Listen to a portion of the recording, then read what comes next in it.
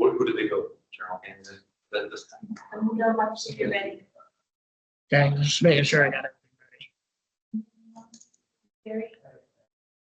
No, it looks like, I don't know who the iPhone is. The front leg.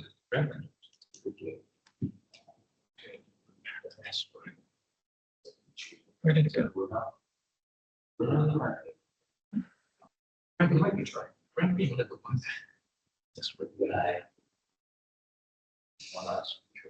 Different setup today, sorry. It's taking a little bit longer. Robin and Jim, can you hear us? We can hear you. Yes. Perfect. All right. Mike, I am gonna have to hop off at around 9:30, 9:40 today, so I apologize. Yeah, 5 and 6 you can scratch off the agenda. Sorry? 5 and 6.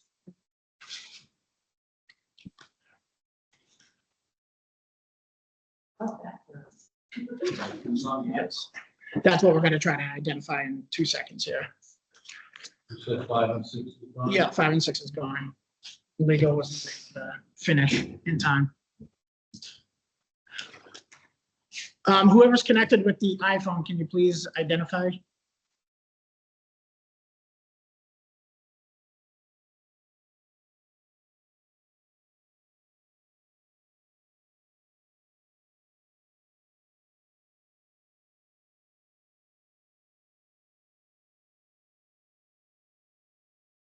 Somebody's iPhone here connected to that. Not me. I don't got an iPhone. I'm stuck on Android. Possibly Melanie. Hers usually says Melanie though. Okay, well. Do I'm we? gonna call her. Welcome. Say on, right? Yeah.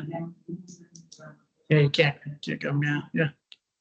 I call you your. Good morning, everybody. 9:17. Please be advised that the meeting is video and video recorded. The meeting is also being available remotely through Microsoft Teams. Any person participating in meeting may press the of the meeting. And the clerk will be maintaining the official record of the meeting. All votes will be conducted by roll call as required by law. We'll now proceed with roll call. Who's here? Gary? Warren? Jim?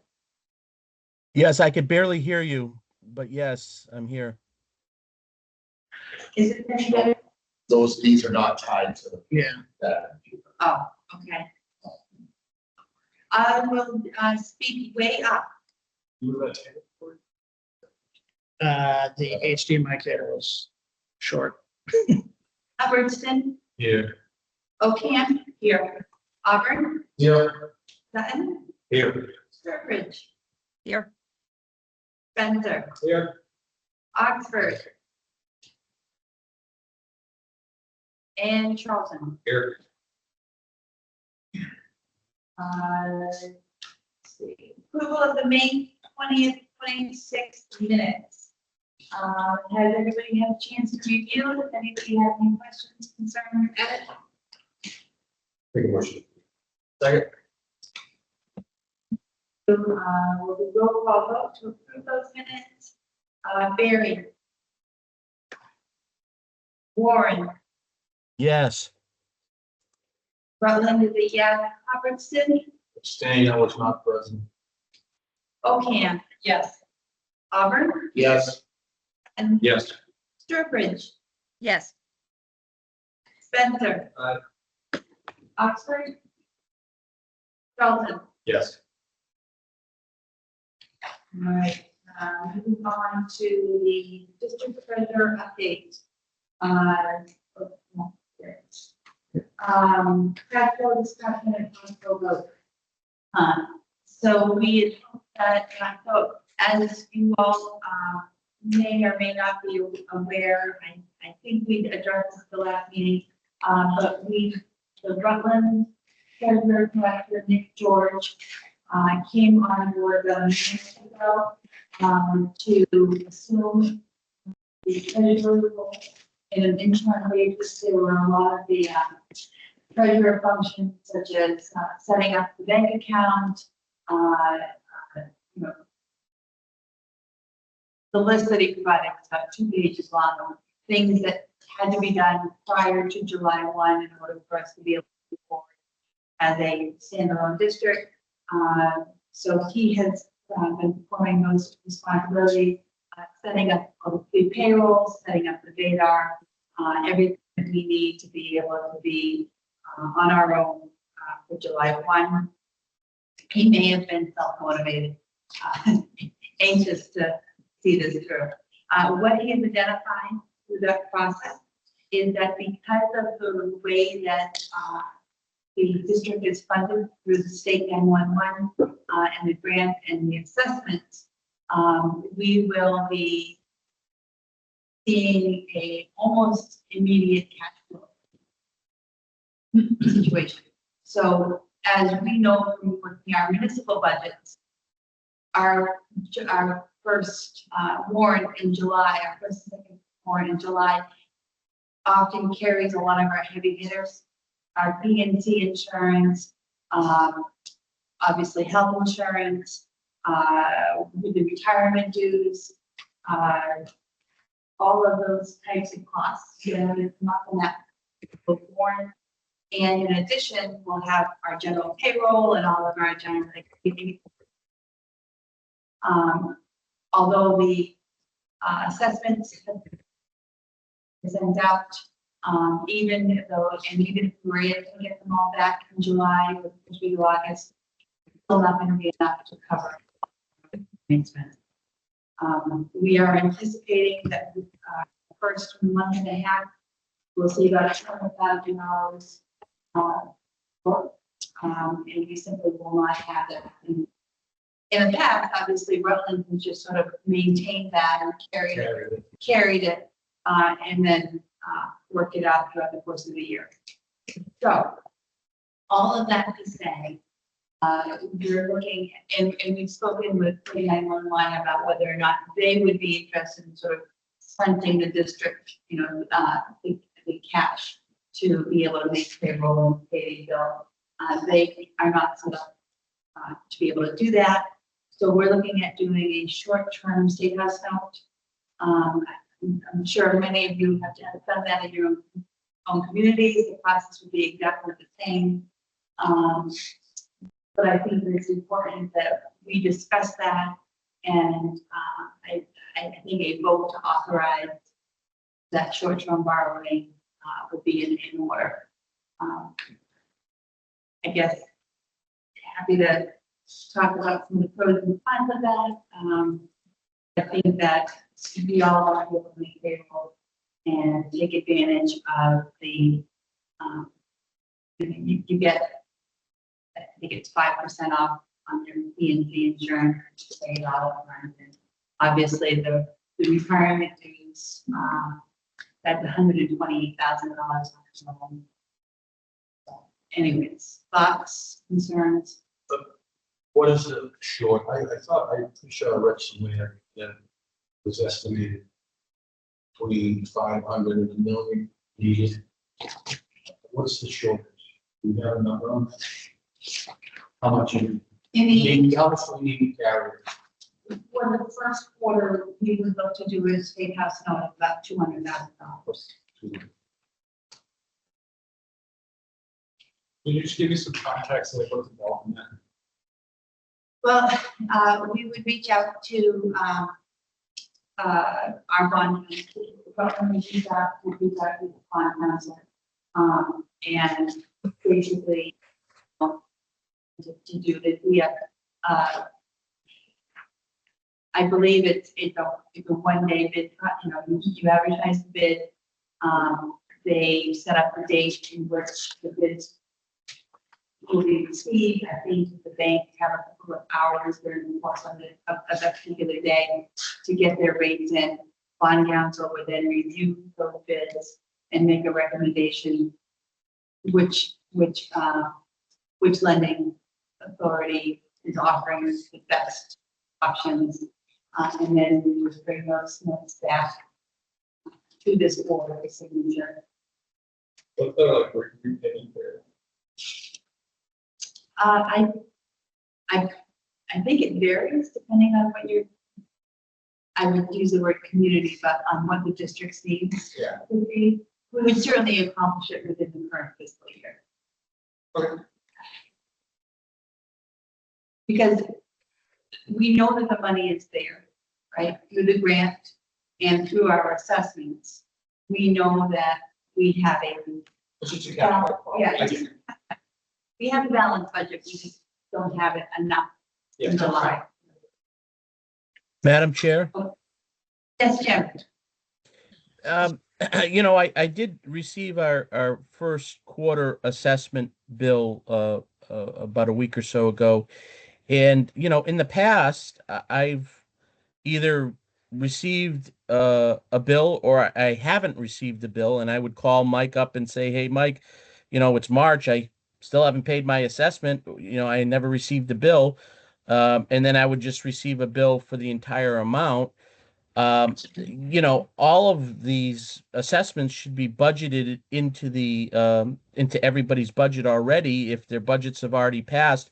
What if we've just paid the entire assessment off come July 1 and then the district wouldn't need to have to borrow money and go off of the expense of borrowing money? Would that be enough cash flow for the district if all the assessments were due and they would be eligible to pay off their insurance, early, and get the discount? Well, I can't speak for all of the district towns, whether or not they would be in a position or want to do that. I think that that's certainly an option. I haven't run the numbers. I'd have to double check with the treasurer to confirm that all of our assessments would get us over that, cash flow. I'm assuming so, right? But, I guess. Well, I mean, I would like to know that because I mean, there's obviously an expense to borrow money and there's time to borrow money. And so if the current districts, have it in their budget, which they should, I don't understand why we wouldn't be able to just pay all of our assessments off in July and that would solve the cash flow issue. Well, I guess that's up to the membership. I can't, I don't think that it would necessarily be appropriate for Rutland to, the current treasurer is acting in an interim capacity. That person certainly would not have the, I guess, authority to initiate that, but I guess if it came from the director as a request to the member communities that they pay their investments in one lump sum upfront. Yeah. To the chair, I think that, in my opinion, the first option should be confirming with the treasurer to make sure that if we did all pay, would that still be sufficient? Because I know, to Jim's point, in the past, we've always paid just one lump sum, Okay. one payment, not necessarily July 1st, usually throughout sometime in the fiscal year, but it's always been, it's never been broken down into quarters. Mhm. I think that, so let's take this in two steps, or actually, anybody else have any? Yeah, through the chair.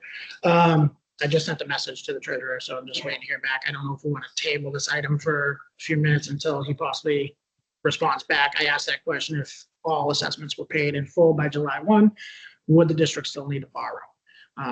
So that has been sent to him. If we want to table it for a few minutes just to see if he responds. July 15th, to give everybody that one extra warning. Yeah, I mean, July 15th, July 30th, just give us, our budgets would start, July 1 and give us time to process a payment.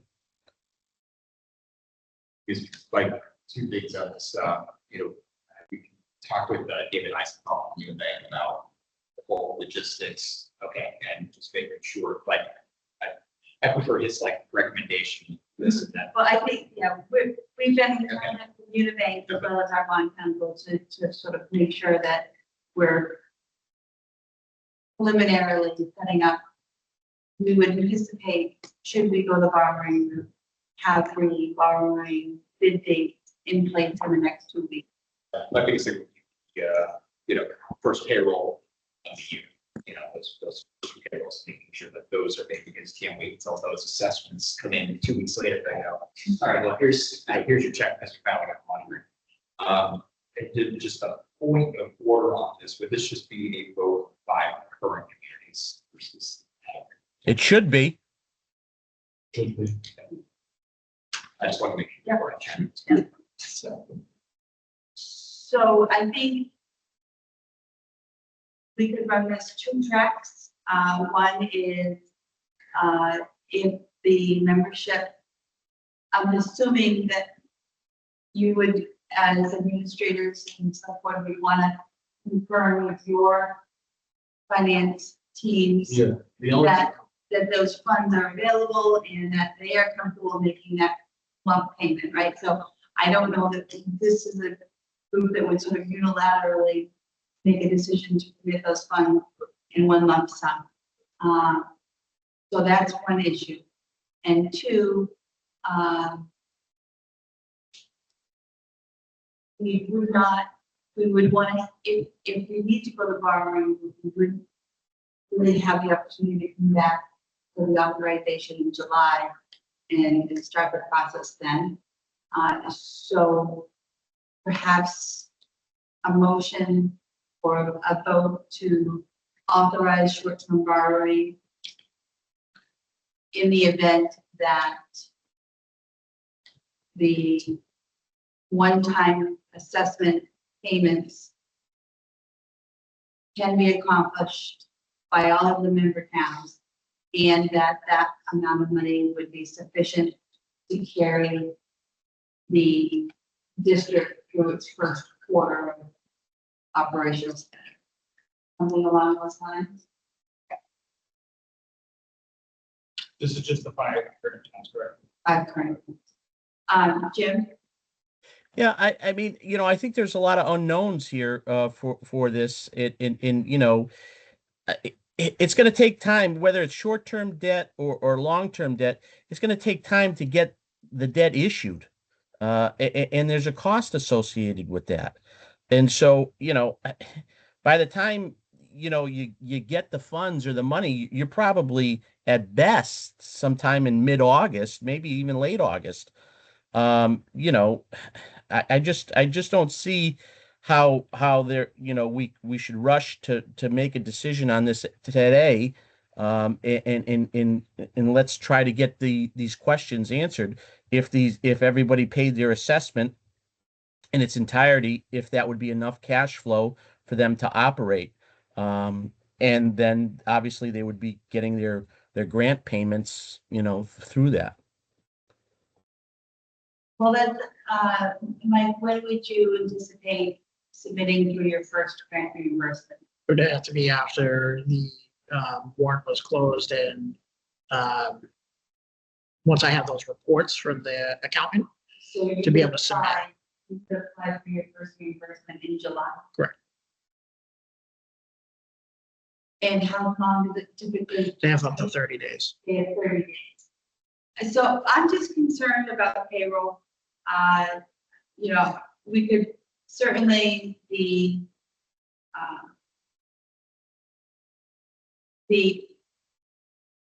technology, the PNC, IT, that's 61,000.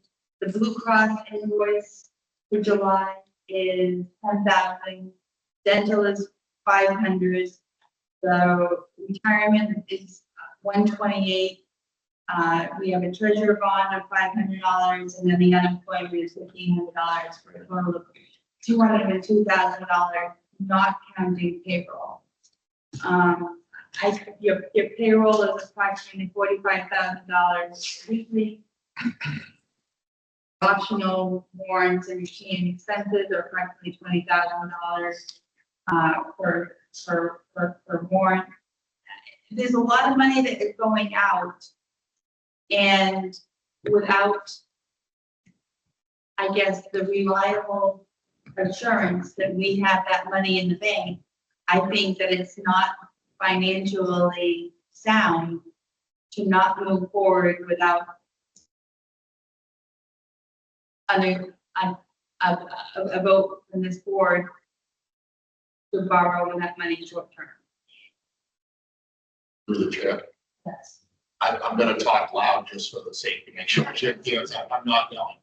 I tend to agree with you, Madam Chair. I don't think that there's harm in the 4 towns that are here today taking a vote that sets it up in a way that in the event you're not prepared to pay it in one lump sum, or for whatever reason that's not feasible, that at least we're giving the authorization to borrow today, pending all of these other things come into play, because we may not have an opportunity to meet before Mike has a chance to submit. So I don't see the harm in setting sort of that framework up, that in the event something happens and we don't have enough money with the assessments, or a municipality is not able to do it, that at least lays the foundation for the borrowing. And just as a point of order, I agree 100% that it should be the 4 towns that are casting this vote. However, procedurally, all member towns will need to be roll call, and we will have to abstain, because otherwise we won't carry the majority today. So we will still have to abstain, just procedure. Jim? Yeah, so Mike, how much do you collect on all of the assessments? It'll be a total of $948,940.81. Okay. So you get that to operate with, plus the 9/11 grant, right? Yeah, the state 911 grant is reimbursable. So. Right. So, but Jim, I don't think that it's reasonable that we say that there's 5-member towns. I mean, Barry isn't even present. I'm not comfortable moving forward even from Rutland. I would want to go back and talk to my finance team about whether or not they're comfortable making a full assessment payment on our first warrant. I don't know I'm not comfortable with what information I have with me today to know what my cash flow is to be able to make that commitment. I don't know what else is going on those first 2 warrants to be able to say that. And it's probably, it's probably fine, but I just feel not, that it's not appropriate for me as a town administrator to commit a full assessment payment if it's not typically what we do on our first on warrant number 1 and warrant number 2. Yeah. I don't know. So what else we're doing. I mean, with all due respect, when Rutland was in charge of issuing out these invoices to the membering communities, I never even got one. So and then I had to call Mike up and say, Mike, where's my assessment? Where's my assessment? And then I would just pay it off. So I think that we need to, I'm just saying that there's a cost associated with borrowing, and I haven't seen any of the numbers to see if the cost associated with the borrowing makes sense for the district, and if we get these assessments in the month of July, is that enough cash flow to get Mike over the hump? Of course, I want to give Mike the tools necessary to be successful, but the fact of the matter is that these questions have not been answered, and I don't feel comfortable as a town administrator making a decision on borrowing until I have all these questions answered. And just want to clarify, it is built out in the district agreement that it is billed out quarterly. So if that's something that we need to look at revising in the district agreement, that is what is stated in the district agreement. That is, the invoices are to be quarterly sent out. So just a And point to throw out there. through the chair, I mean, I can't do anything without talking to my treasurer and collector. I'm sure the school assessments, it's the same what these do. So taking, paying a quarterly assessment for us, along with a quarterly assessment of the school, we can handle. I don't know if we can handle that whole amount with the school assessment in that same quarter at the same time. Yeah. So that's the only things I have to talk, and I'm sure they're gonna say, no, I don't have the money. The school gets 1.5 or 1.4, whatever quarterly. Right. And for OCAM, I mean, I personally would be happy to say, yeah, we can pay it, but we haven't even had our annual town meeting yet. So, I mean, I don't anticipate there being, it being shut down by any means, ours isn't until this upcoming Monday. Through the chair. So the treasurer just got back to me. He said, even if the assessments were received by 7/1 or 7/15, in his opinion, a borrowing would still need to be done. Ask him what he anticipates the interest rate might be on a short-term note, and what the town's, what the district's liability, aggregate liability might be for interest on top of the repayment. But when I left this morning, he would want to have it put in place within the next 2 weeks to be able to go out bid and have the money for that, basically that first week in July. To have it.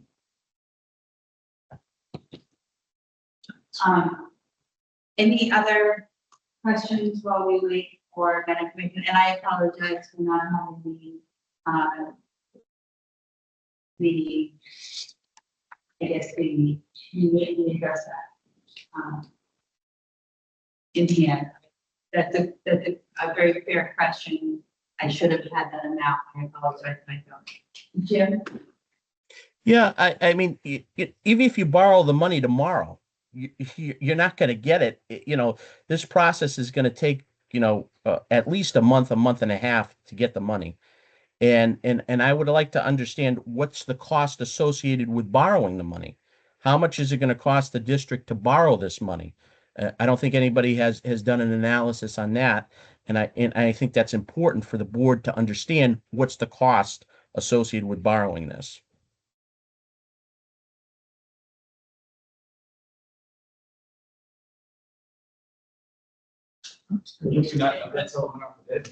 Sorry?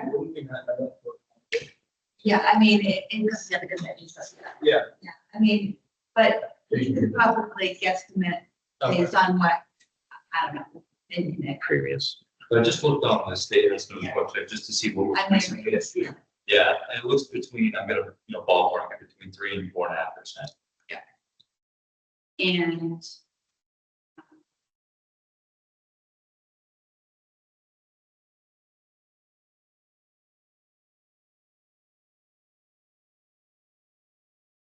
Well, how much do you plan on borrowing? I think we're talking about $200,000. That's it?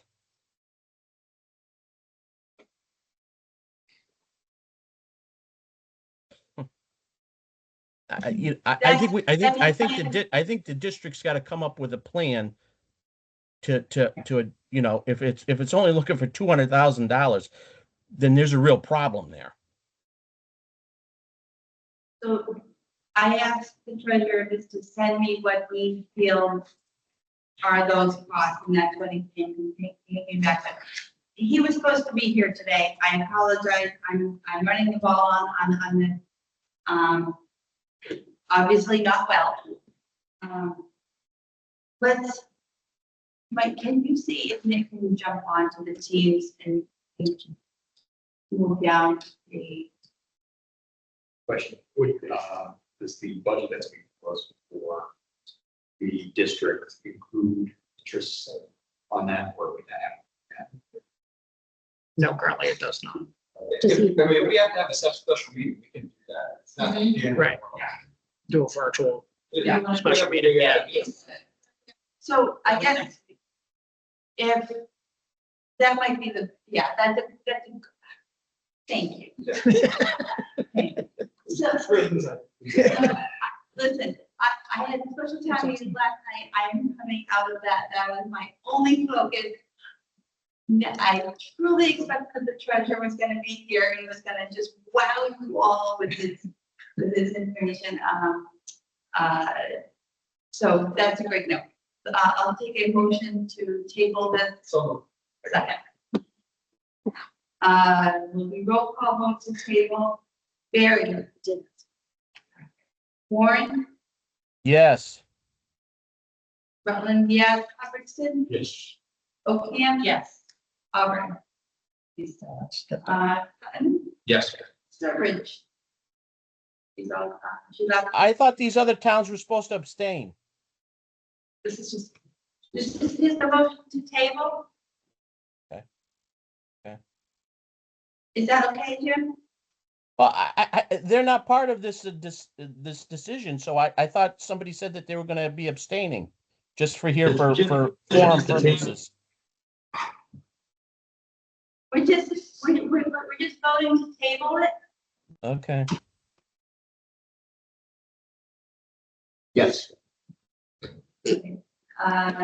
Auburn is a yes, Sturbridge, Dr. Way, Spencer. Aye.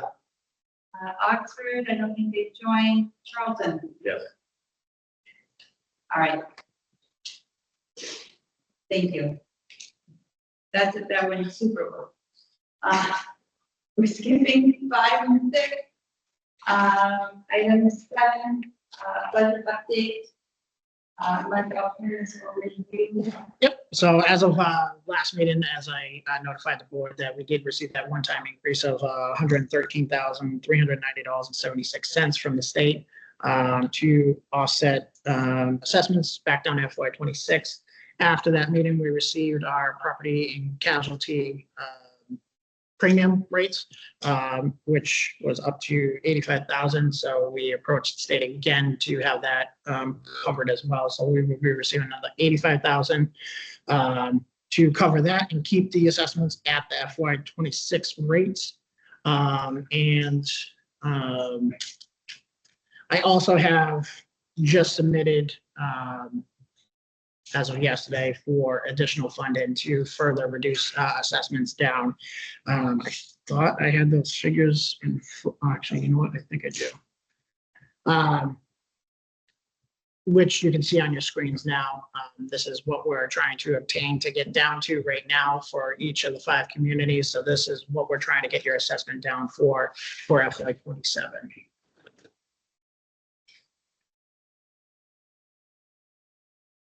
Yeah. Yeah, you hear about? Just for the chair, I think that the Yes. number still. That's, yeah, that is for the treasurer update. That is not in this. So just disregard those. That was for the treasurer update. That's not the numbers that you're seeing on the screen. Oh, okay. Separate document. But this hasn't been. Hasn't been awarded yet. Petition has been in, spoken with the deputy executive director of State 911 as well as their program manager as well for this additional funding. So, and we should know within probably a few days. Related to our last discussion, have you had conversations with 911? Just, I think we are the first to go from hosted to a district. Have you had discussions with them about cash flow to see if potentially, it sounds like they're potentially giving us a significant amount of kind of one-time funds. Have you discussed cash flow challenges and see if they're willing? I understand the grant is reimbursable, but if they're willing to do sort of an upfront. Yeah, I had those conversations. They do not have the upfront capability. Everything is free. So, but I guess in this case, so some of this funding, would this be also one-time funds that they provide? And would you include this in your cash flow projections with the treasurer? Yes, Yes. yes. So in this case, so if I'm reading this right, so you're going, Yeah, so like, in the just, case of Barry, Yep. you're getting another, let's say 40 grand, correct. Hubbardston 25-ish. Is that upfront that they give that to you? No, it's reimbursable. So, So all this is reimbursable. You Yep. don't want it just- so all this additional one-time funding that they're supplying us can be used towards personnel So they're wages. just boosting your overall line there. Correct. Gotcha. Yep. Okay. So instead of utilizing the state grant from July 1 to roughly March, we'll be able to spread that out even further to probably May or June. Usually we start July 1 using the grant and then switch over around March to the regular budget line item that we had wage amount in that covered by the state. And then we use that line item for a payroll. This way, adding that additional funding will allow us to just stay on that state grant a lot longer than previously. And this is the support and incentive. Correct. What about the funding for the new positions, is that in the development grant? Correct. So the support service coordinator was submitted under the development grant for the wages on that position. When was that approved? We won't know until usually next week is when they award it. Last year was on June 25th is when that award letter went out. So we're hoping it's next week as well. And it's a stretch, I'm sorry. We are developing, kind of. Is there any way you can kind of structure a request to see if there could be very similar, so instead of being support incentive, these funds could be through the development grant, because that's not a reimbursable program, right, or is it? Both of them are, so the development grant is reimbursement / disbursement. So there's two mechanisms there. You can do disbursement for like you receive the invoice, just submit the invoice to the state, they'll send the money, then you pay the invoice. That's the disbursement way, or the reimbursement, just pay it up front and then submit the proof of payment afterwards to be reimbursed. Those are two mechanisms there. The personnel and wages cannot be submitted under the development grant. The only wages under that are key support positions like the support services coordinator, IT professionals, radio technicians. My position, the deputy's position, we're still trying to get confirmation, but as the 6 communities transition in and we start bringing some of those communities in, we can now apply for our wages again. We did that previously, so we can't do that right now. We've done that when Warren came in. We applied for myself and deputy's position to be covered for 3 years. We will be looking at that again when the 6 decide to join. That will be additional funding that we'll receive. That was not in the projections before, so just further assist. No, thank you for the questions. I think that the director and the director have done a fantastic job identifying and advocating to the state 911 program about the challenges of being the first. You know, there is just the conversation that we just had, right, about the short-term borrowing. These are all new conversations, and I'm sure that our successes and our non-successes should hopefully be documented and shared with state 911, because I think it'll be helpful. Going forward. But yeah, exactly. I mean, this is we are making this up as we go along, and that should be noted. So I just have a quick question. So your current FY 26 assessments, those were all based off of your budget for town budget or regional management, correct? Right. So if you perceive a delta between the budget amount and actual expense amount to get to the end of the year, or I don't believe so, no, not with the additional funding that we're receiving. And I think we're going to receive a little bit extra than what we actually projected in the amounts that were requested. Also, yeah, yes. Well, I was gonna say, it's gonna have- So yes, Yes. yes. I'm wondering if that money should be district at the end as, free cash to the district because it was based on consent. The district will have to go through the same end of year closeout as our towns do, and that, those funds will be certified. You say it's whatever that difference is at the end, should be Correct. Oh, it will, yeah, it will, you mean 26. 26. Because it was based on the assessments. So That's probably free cash. I'll take that under advisement. Rutland, here's the request. And then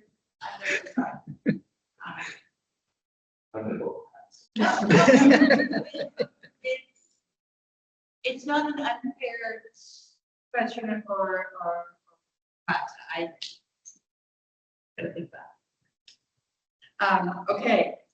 Any other questions or comments on the FY 27 budget update?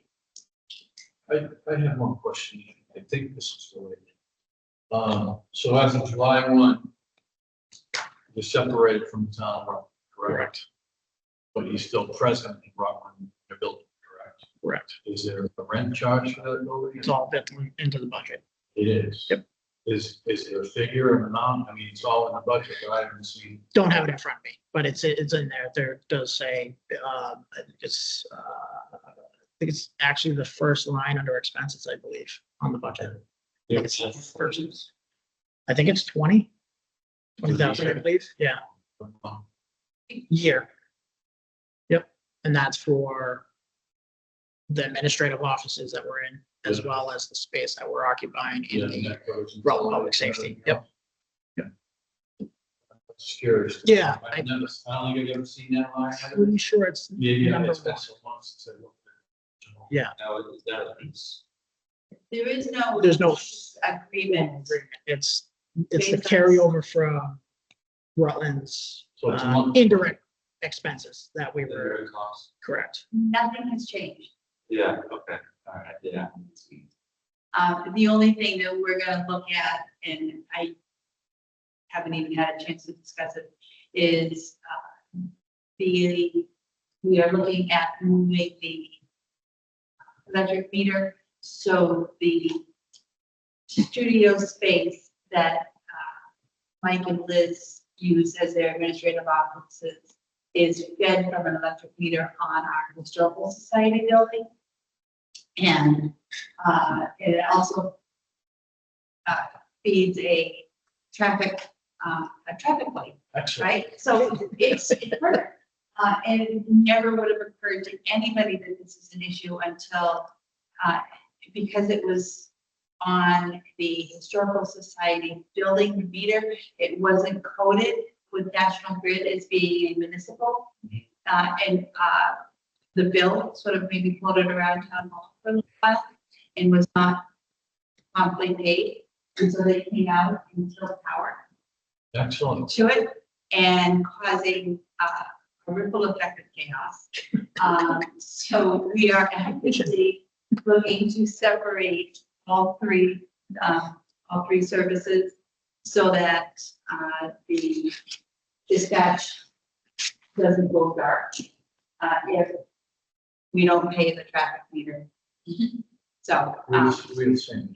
Yeah. So many utility bills. yeah, so we're, so the bottom line of that is that the electrical costs will become better defined through this process. So we'll know exactly, and it's only about a year or so that this is gonna be a thing, but I just mentioned that.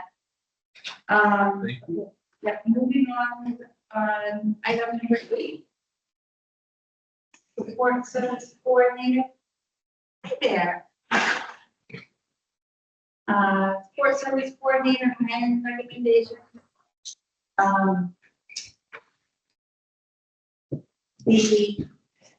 Mike has conducted the recruitment and do we have presentations today? Yeah, so I'll just run through this real quick at a high level here. So the selection process was designed to identify the candidate most capable of independently performing the duties of the support services coordinator with minimum onboarding, training, supervision, and operational risk. This process consisted of 3 primary evaluation phases, one being the application screening and evaluation, which we looked at educational background, relevant administrative experience, leadership experience, and position-specific competencies. Phase 2 of the process was a practical exercise that consisted of questions regarding human resources and employee relations, Massachusetts procurement law, payroll administration and compliance, and independent decision-making and administrative judgment. The final phase was the final interview and scenario assessment that was conducted by the interview panel, which consisted of myself, Deputy DeFosse, and Deputy Town Administrator Stephen Coleman from Auburn. We conducted those interviews, which we looked at communication skills, administrative judgment, problem-solving ability, knowledge of municipal operations, leadership and organizational skills, scenario-based decision-making, and operational readiness. In the packets that I provided you in your folder, will show the 2 candidates that we evaluated and their scores, the strengths and weaknesses of both candidates. But after conducting this process, based upon the totality of the evaluation process, included application screening, the practical exercises, interview results, and the operational readiness assessments, and final panel recommendations is that Tamika Murphy be appointed the Central Mass Regional Review and District Support Services Coordinator. And that's what I bring to the board today.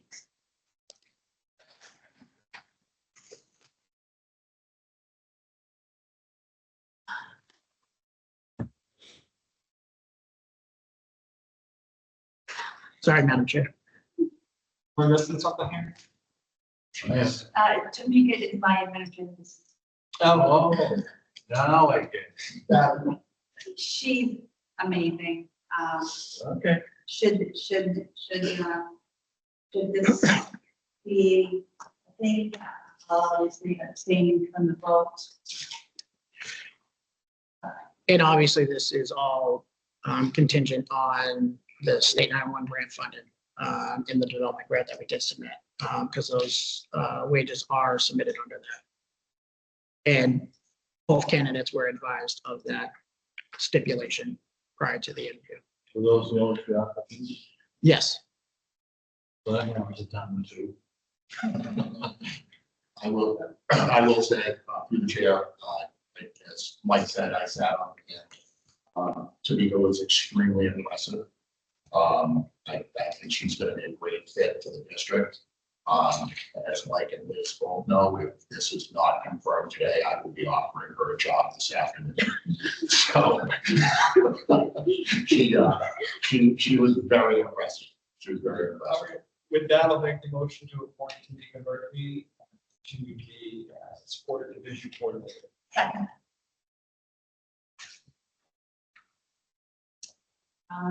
Do a roll call vote. Is it discussion? Oh, further discussion? Just, I think you should state pending grant approval. So amended. Thank you. So, they're to chair. Any other discussion? Just to say, vote that all, Jim? Yeah, I just wanted to, ask the question. I'm assuming the candidate is aware that this is pending grant funding and that knows the terms and conditions of employment, pending this grant. Mike just indicated that yes, both candidates were made aware of that stipulation. Okay.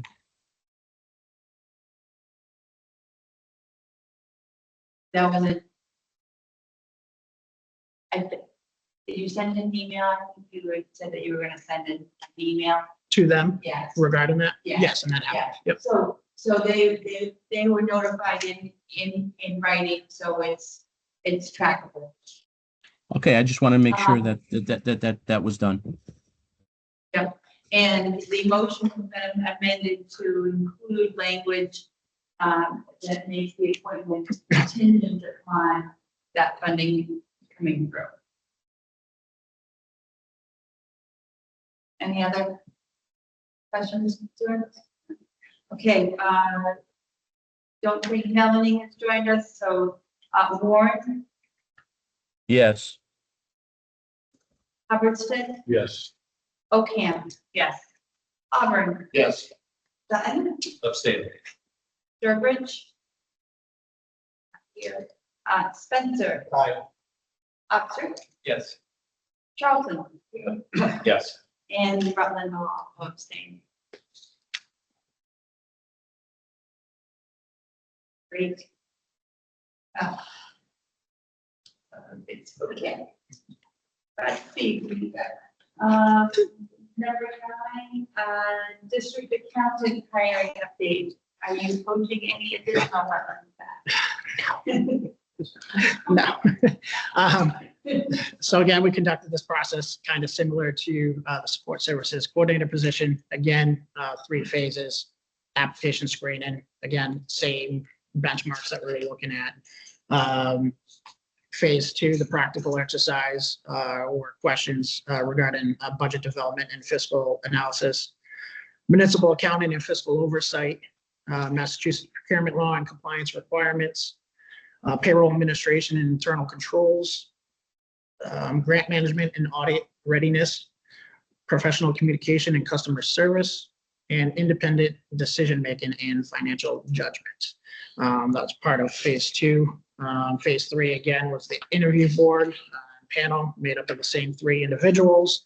Again, looking at municipal accounting knowledge, financial management judgment, organizational fit, communication skills, independent decision-making, ability to function with a regional government environment, and then readiness to assume the position with minimum onboarding and supervision. So with that being said, during this process, it was made noted that I'm gonna probably need Andrew's help on this on the last name. Say that again. Oberzat. Ashley Oberzat to be appointed as the district accountant, and just within the policy MG1 executive director, that would be my appointment. So I'm just notifying the board that we will be appointing Ashley Oberzat as the district accountant. It'll take some time, but I'll get it. Due to the, That was the. Stuck by us. Oh, that's your. yeah, sorry, doing some poaching. Well, you're very important.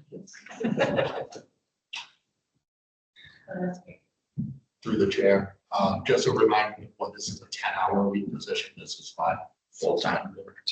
And the same thing, Ashley was very depressing. And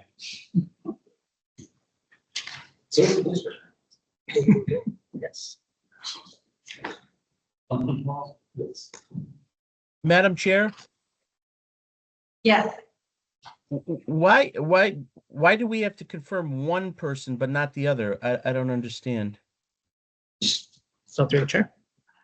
Mike? So through the chair, the support services coordinator, one of the main functions of that was the treasurer. That is outlined in the district agreement that the district board has the appointing authority of that individual. So that's why you guys had to appoint that individual. Regarding the district accountant, that is a budgeted position, and was, the board created this position and is a budgeted position. So going off of the MG1 Executive Director Authority and Responsibilities policy that you guys approved at an earlier meeting, it provides the director the appointing authority of this position. any positions that are budgeted and created by the board and budgeted in the fiscal budget, that is my appointing authority. The board is the creation of the positions. That's the way the policy reads. I thought it was that we were going to confirm all positions, so. Except for dispatchers. That's not how policy reads. It makes the director. We can amend this We can bring the policy back for review. for review at a future meeting. But if that's the current policy's language, then I don't know that we want to Okay. deviate. No, I just was under the impression that, except for, line dispatchers, that any administrative staff that we would, Mike would do his due diligence and bring a candidate to the board, and we would be the appointing authority.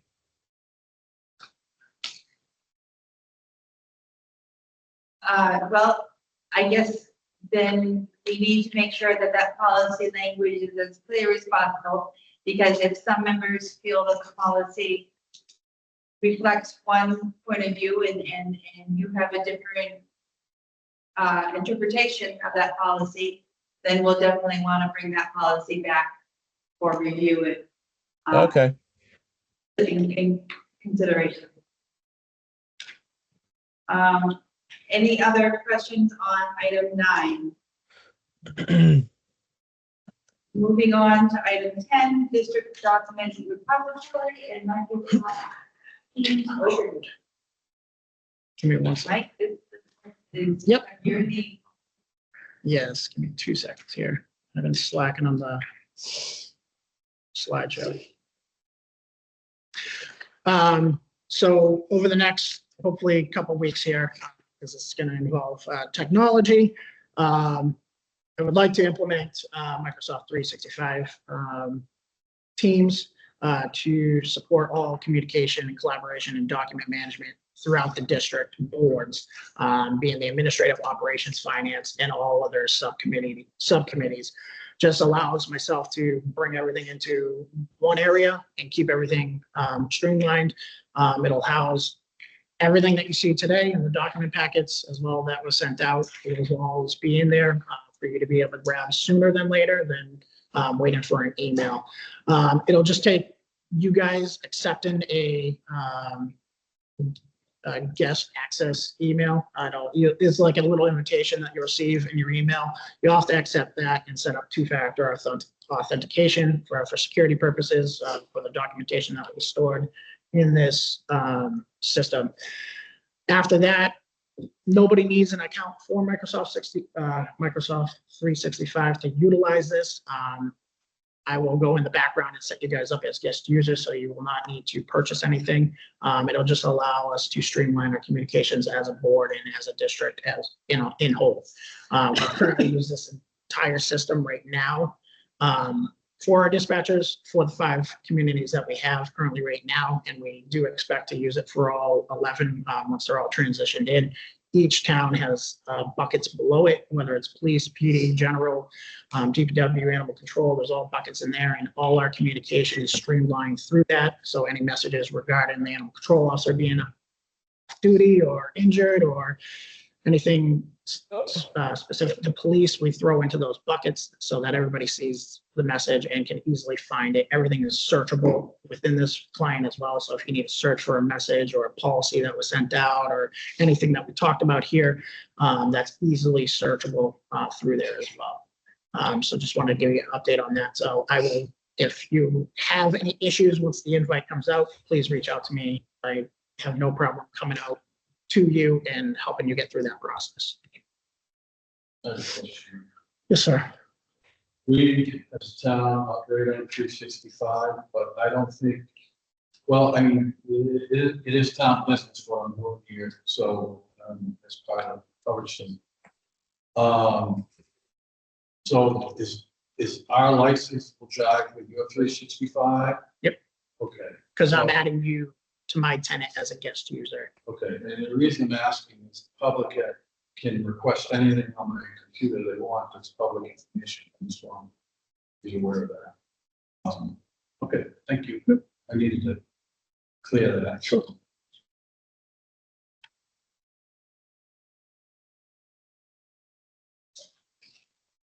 Any other questions? That's all I have for that right Thank you. Jim?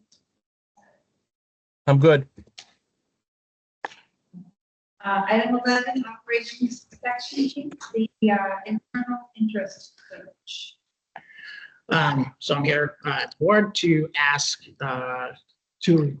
for permission to go out and do an internal search throughout the 11 communities to see if there's any interest in the operations section chief, which will maintain daily operations of the dispatch center once it's transitioned to the 11 communities. This person will be mainly overseeing the day-to-day operations inside the center and maintaining the quality of service to the communities. This allowing us to do this now will allow us to engage that person sooner than later to have them a part of the whole building committee. That's going to come up later, but have them a part of the building committee for their input regarding certain aspects of the building as they're going to be in that building pretty much 24/7, as well as future planning of staff, the positions, how everything's going to be organized and work moving forward. It'll just allow us to start doing that now so that when we get to that point of cutover, we are all on the same page and have the same goals across the board of the administrative leadership. Sir, Who currently does that job? myself and Liz.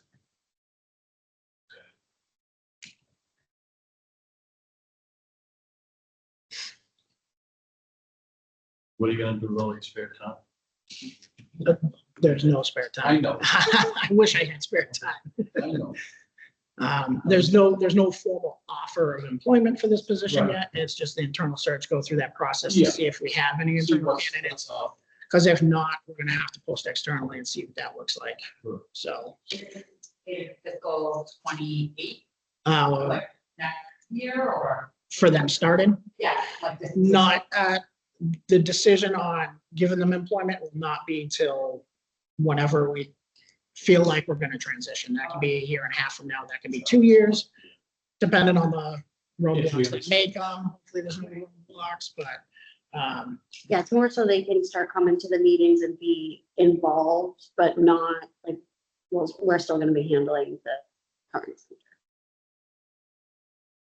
So I guess just to follow up on that, so we identify an internal candidate. We know that the job may not be available, for another year or so until we transition, year and a half, but we want them to come to meetings. How do we anticipate that we're going to sort of indicate to somebody that we're going to offer you, like to do a process with a conditional offer pending a period of time? Because I fully support the idea of bringing this position on early in order to be able to develop. I'm just trying to work out logistics on how do we identify this person with a job offer that may not come for another year or a year. yeah, and I think you just mentioned it, outline some kind of conditional offer to the individual with the time specified and certain other stipulations that may tie to that. Perhaps it could be, memorandum of understanding between the district and host town of saying that it might be, you're gonna go into that role, but you'll get a supplemental, like a stipend or something for for a transition stipend from the district. So, yeah. Have we the appointing authority for that if it comes down to that? Well, you guys would create the position first and then, yes, currently how the policy reads right now, yes. Okay, thank you. I know it's not to move forward today, but I feel like where the final building location might be impactful to somebody's decision. They might not want to go to this town based on where they're situated. I don't know, just thinking down the line, do we want to wait till we've made that decision before we start looking for that interest? I think he's got it knocked down in 5 towns, so if you happen to talk to somebody, have somebody you're interested in, I would let them advise them during an interview process, these are the following 5 towns we're looking at to build, or wherever, or however many towns. What are there, 3 choices? I thought I saw that you were interested with the building should I think be. it's 4. There's 4, so I think if you give them like the location of where we're 90% sure where we want to be, and you know what I mean? As in the offer. Yeah, I'm just thinking it's probably like 20 minutes from half hour Spencer versus Oxford, Yeah. generally are 2 towns, and I do think that that's potentially significant. Yeah. For, I agree. for the deal. Yeah, they need to know, because they can't accept something if they don't know where they're going to work. I would. Stay on that. As long as they, Good point. you give them, let them know how many towns we're interested in being, putting our roots, I guess. Yeah, and then this search is gonna take some time. We're gonna go through the motion, so hopefully by the time we're closer to the end of the process, we'll have a location nailed down by that point, to be able to probably provide if we stick to the same kind of process that we did for the other 2 positions, by phase 3, we could have that location identified at that point to give to those individuals. I'm sorry. We have a job description for this already. Yes, we do. We It's- do, we want to look it over again, and I wanted to compare it to what other centers have too, because I've looked at what was posted, to make sure that it's comparable for what we're looking for. But I am waiting to hear back from a couple of the bigger centers as well. So I just want to make sure that, it's really specific and we're trying to get, the best person that we can get. And so how do you plan on this internal search process? I mean, I assume there may be potentially hopefully several people that you envision I hope so. kind of like an interview process. Correct. I'm trying to follow the same process, internal search, look at their credentials, their resume, go through that, then go through a practical and then an interview with a board at the end. And was this one of the positions that we were hoping to get supported from the available? This is one of them that can be, yes. We did a pipeline. No, because we're not ready to, But if we're gonna Have that person This is, before. next, next, especially fiscal year, to them, why would they do that if there's no? Right. Funny. And or is this on their community, internally, is they gonna be coming on my volunteer time? Or is the current town paying for their time? I mean, I know that would be something big for me. And I think through the chair, I think to Andrew's point, let's just say we went through the process, we identified somebody. Maybe at that time, we would have a conversation with 911, and even if it's not the full salary, get that stipend money that Andrew was talking about to have the development grant, at least pay the stipend to allow them to participate in sort of the build out. it's definitely an option, yeah. So, ideally, this is someone who maybe is a dispatch supervisor, maybe a long-time dispatcher, potentially, right? That's the pool you're looking at first, or, maybe someone that's in your role in another one of our communities, right? So, hypothetically, if this all works out, let's say we do get some sort of funds from supplementary request. Are they staying in their employment? Or are they jumping over to become the operations chief? No, that's all. For me, it'd be the conditional offer will outline that as well, like stay with your current employer until the transition's ready, kind of deal. You have So to they're maintain. taking full time, what time do they be able to spend supporting you and the work that you have in this pretty significant role? Yeah, so we're not looking for a full 40-hour commitment from this person during this transition period. It's not like coming to every single meeting either. We just want to be able to engage with that person, involve them with some decision making with the design of the building, and with some of the operational systems that we're going to be implementing. So I don't see it being very time consuming. Again, I think it's more looking like a district accounting position where it's like 10 hours a month kind of deal, so. So the way I look at this is especially somebody who's gonna come in as an operations director, you don't want to set up an entire system and structure around, these guys' perspective, then bring them in and make it allocate, bring them in early. You allow that input as they go, and that's a lot of benefits. That's what I'm getting out of that anyways. To your point, I think we just kind of need to nail down the process, but I do think there needs to be some kind of compensation for these guys. I'll speak from Spencer perspective. If you took one of my dispatchers right now, I would be wicked pissed. That's what we're trying not to do. That's what we want to not do because we don't want to put any of the communities. Yeah, like a stipend position That's what I'm saying, so this is not, over and above their current workload. Yes. And yeah, I mean, I think even from labor laws, you're gonna have to make a distinction between what their full-time job is versus what their district could be asking them to do. And I think you want to reset, right? Through the chair, I think this is very similar to the town position.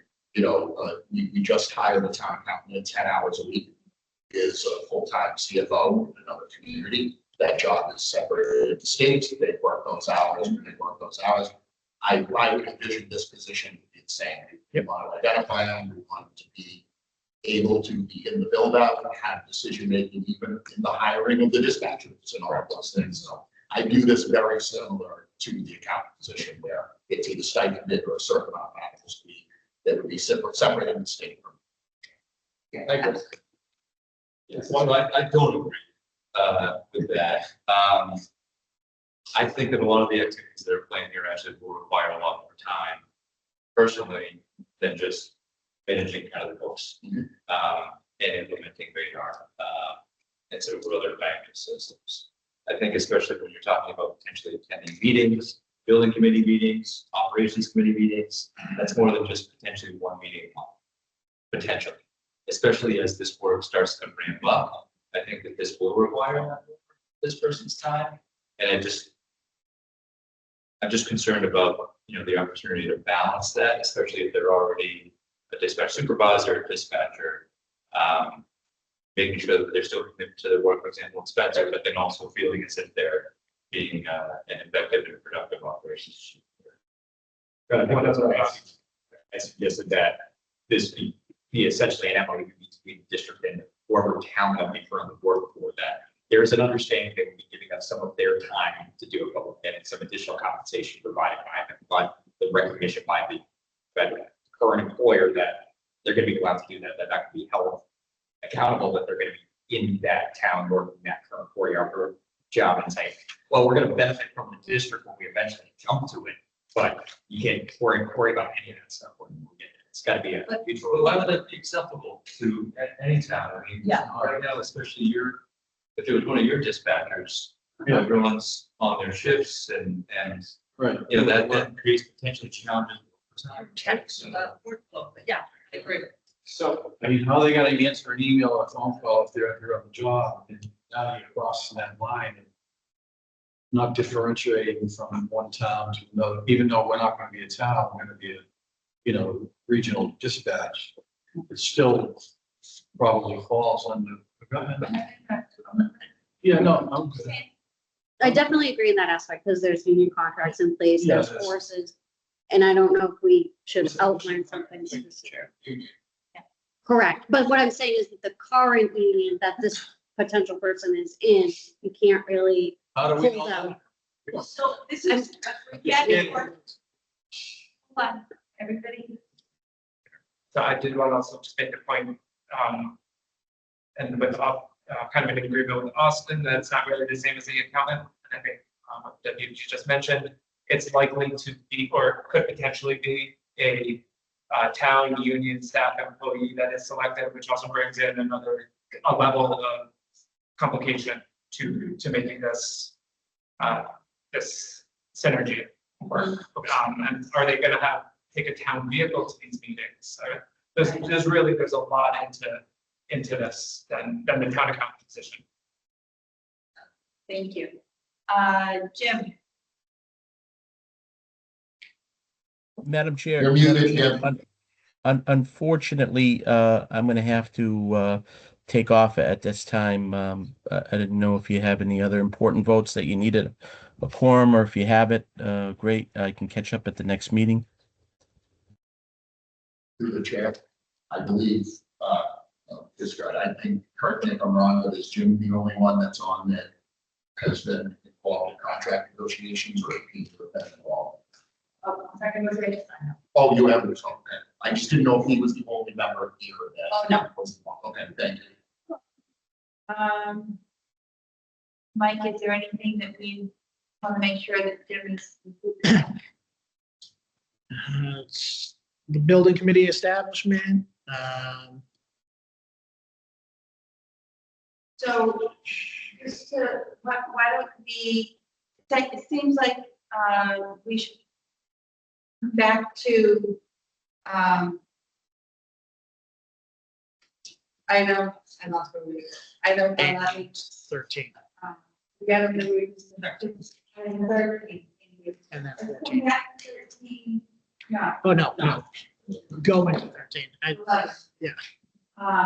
We're gonna come back to the discussion because I think there's been enough questions raised, so we'll come back to 11. Jim, what do we have for time left for you to leave now, or is there anything in particular that you want to talk about? No, I don't have anything to add to anything at this moment. If you need me, I have to leave in like 5 or 10 minutes, but. Okay, so is this, are we okay moving 11 to a future agenda for further discussion? Deal with all. Yeah, I was just gonna say that. I'm okay with that. I was just gonna say, I know we want to get opposite, but Yeah. we need to balance, like, I know I want all of my dispatchers to move over to the regional dispatchers, at least have the opportunity to. And so we're gonna have to balance that operation. So if I want a dispatcher right now, it's just for a lot of other things. So balancing, maintaining town operations and having the opportunity for our employees to do the district. We just need to balance those two things as well. That's my only point.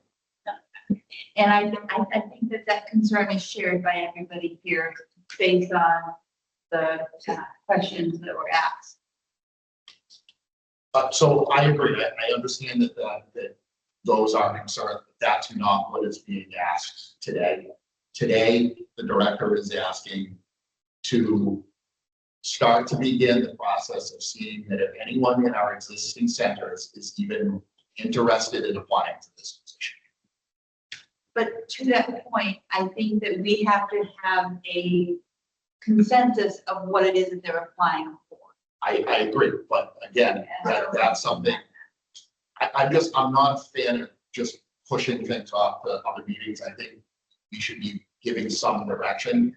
There were a lot of good questions raised, and I agree with Austin that I could make an argument right now that this become a full-time position today. There is a tremendous amount of work that is going to go into bringing this center up. I'm trying to just strike a balance with money, people's time, right? But I could justify this position being full-time today. I think Peter raises some good questions in terms of, working for the district versus working for the town. We have an attorney. I actually think this is a question for our attorney, because I don't think that there is a complete distinction between the district and the town. Every community in this room signed on to be in this district. These employees at some point, if they want to be and are qualified, will be part of this district. So I don't think it's a black and white, they can either work here or you work there. And, think about it even within your police departments that have officers that are assigned to joint task forces. We have had here in Auburn, we have a police officer we haven't seen in 2 years. He's working somewhere with the FBI. The federal government is reimbursing us for their time. So I think that there's some questions that we could be asking our attorney in terms of how does this work? But I think we got to give some direction. I'll entertain a motion. I would make a motion. Let me just find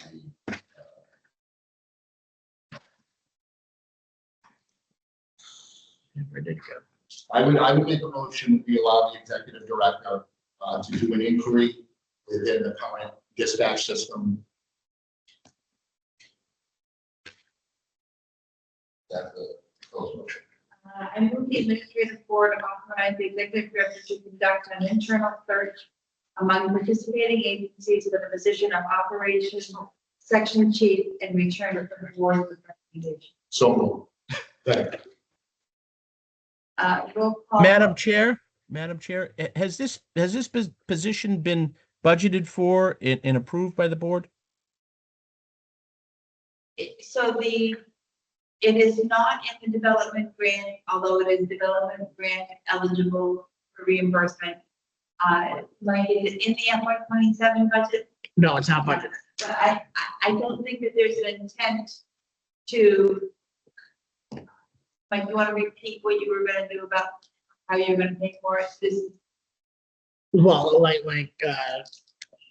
Stephen Coleman just stated, I think, like he said, I think we have to engage legal regarding this to see how we could, or well, we could attempt to go through the state 911. I don't know what that's gonna look like, because you can only apply for this position for 3 years. And that's it. Once that's done, it's gone. So if we apply for, let's just say, the stipend amount of 20 or 30,000, okay, you just apply for 1 year for that, but then maybe next year, the second year, you're still doing the 30, and then the third year, the position is now full-time at, let's just say, I'm just gonna throw a ballpark number out there, let's just say 90 grand. You kind of lost your opportunity to apply for that full wage amount for 3 years. So again, that's something we're gonna look at as well. So I think with the funding aspect of this, I think it's the bigger picture that we need to look at to decide what everybody's comfortable with moving forward. Madam Chair, Madam Chair, my comments would be that, I think there needs to be some more background and some more facts brought to the board on this position before the board can make a decision as to whether or not they want to move forward with an internal search or not. I don't think it's fair to give people false hope internally if the board then decides not to act on this position. There's a motion on the floor with a second. The chair, I'd like to withdraw my motion to make a new motion. Okay, motion. Is our new motion? I would make a motion that the administrative board engage counsel to ask some of the questions that we have brought here today in terms of dual responsibility, pay, what that looks like. That will also give, that would be my motion. We engage counsel to have some of our questions answered regarding this position. Thank you. Okay, new motion on the floor for the second. Does anybody have any questions or comments on that new motion? Just a comment that this will give the director and the deputy some additional time to get the job description in order, hear from those other senators, and then by the time we have some answers from council, they may have a job description to send to us for. And should we come up with some type of transitional job description as well? Because the initial job description is for the full-time position. So would you guys like to see 2? Transitional expectations. Okay. So, the only thing I have is, so you're gonna need to bring the person on. I mean, not so much now, but you're gonna want them to partake in some meetings occasionally now, we go through the next 2 years. Their expertise and being on the job and everything else is gonna be needed during the build. Am I correct with that? Or after the build, when up before the equipment's installed? At what point do you need both? Both, okay, so that's where I'm getting. Yep. I mean, I don't know how far up we are from the building, but I mean, we could be a year up, we could be a year and a half up. I mean, before the other 2 towns come on, this place has to be up and ready to go. Correct. On the 6th. Yep. So that's all. And the process is gonna take some time to. Yeah, I to understand. understand. Just a little bit more of a background on the actual position. The position that we're talking about today was brought up in the PowerPoints that we've had in previous with the other communities as well as the 5. It has also been unanimously adopted by the operations board as well, because we presented all these positions that are needed to operate the new district moving forward, the 11 communities. Yeah. This is one of those positions. So this It's will not a be- made up position. This position is in multiple other large centers that we modeled this center off of. It's efficient, it works, and it's needed. So just a little bit more background on the position. It has been talked about. It's been unanimously voted by the operations board to have it. And it has been presented to the board in previous meetings. So it's kind of like a 2-job thing. It's like a transitional, that you hope your transition will go into the permanent, right? I don't think anybody here is not in favor of this role. I think I think it's a pivotal role. Right. I think we're just doing what we're supposed to do, which is drive you crazy and ask a million questions that you can honestly say you probably have answered. Yep. So thank you for humoring us and as you always do. Yeah, so the transitional role will be stipend until they're into their full-time role, and then which will be. Yeah, and through the chair, just obviously the community, if there is an individual from a particular community, just so that town is also prepared. To Jared's point, there is the trickle effect. If someone is 40 hours a week and now they're going to be, pulled out in their role to partake in meetings and their inputs, that vacancy that needs to be filled, which then trickles down into the whole operation of that particular community. So just have to keep in mind that will play into effect. It's an important stuff.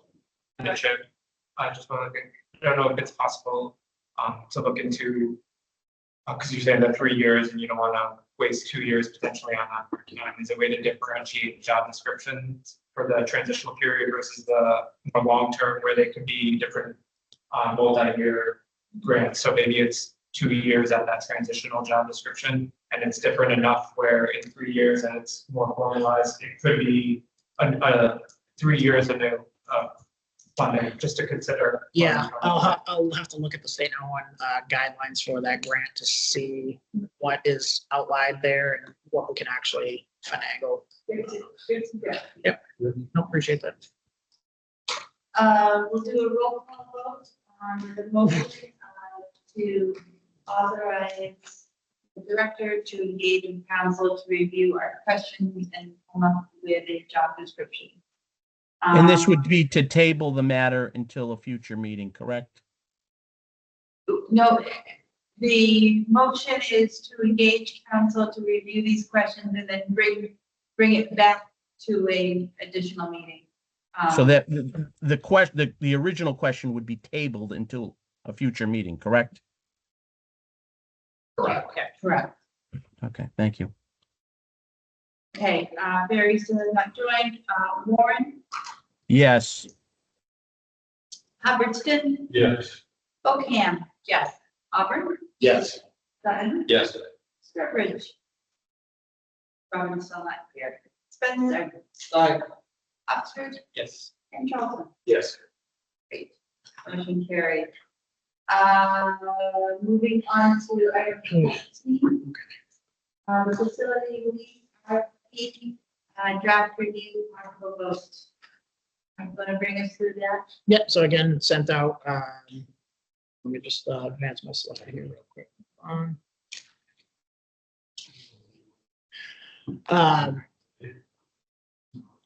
Sent out this draft in the reminder email that I sent out for the meeting. It's just a draft at the moment. Again, would like the board to review it and give me any kind of feedback regarding this. Or if we want to push this as part of the building committee's responsibilities is another option that we can do as well. But wanted to get the lease there so that we can start moving on this sooner than later. Because as we know, the development grant will be released hopefully by next week.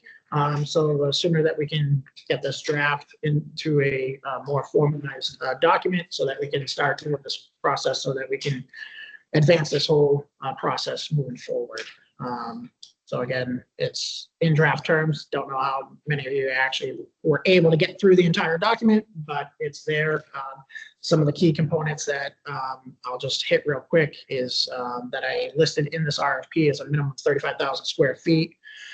Geographic boundary limited to Spencer, Charlton, Auburn, and Oxford, being more centralized within the entire system.